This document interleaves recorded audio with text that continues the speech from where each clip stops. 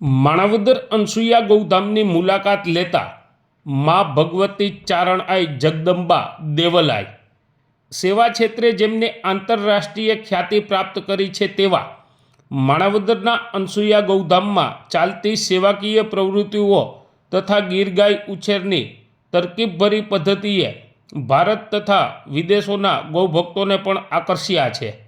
આ ગૌધામની મુલાકાત લઈ પોતાની ગૌશાળાની ગાયોને તે પ્રમાણે ઉછેર અને સંવર્ધન થાય તે માટે ગૌભક્તો ઉમટી રહ્યા છે। અત્યાર સુધીમાં 200 કરતાં વધારે પ્રતિષ્ઠિત અગ્રણીઓ, ધાર્મિક સંસ્થાના વડાઓ તથા વિદેશમાં રહીને સેવાકીય પ્રવૃત્તિઓ ચલાવતા લોકોએ મુલાકાત લીધી છે। અહીં ગીર ગાયોનું સંવર્ધન અનોખી રીતે કરવામાં આવે છે। તેમનો ખોરાક 36 જાતની જડીબુટ્ટીમાંથી તૈયાર કરવામાં આવે છે તથા પશુ ડૉક્ટરો રોજ તેનું શારીરિક ચેકઅપ પણ કરી રહ્યા છે। અહીં કોઈ ગાય શરીરે નબળી કે માંદી નથી હોતી।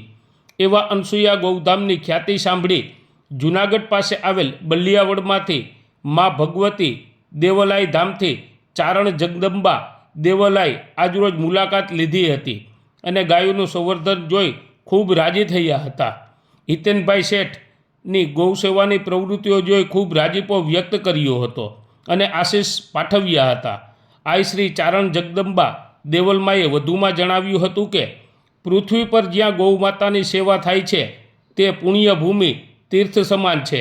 અનસુયા ગૌધામની મુલાકાત લઈ દેવલમાએ હૃદયથી આનંદ વ્યક્ત કર્યો હતો।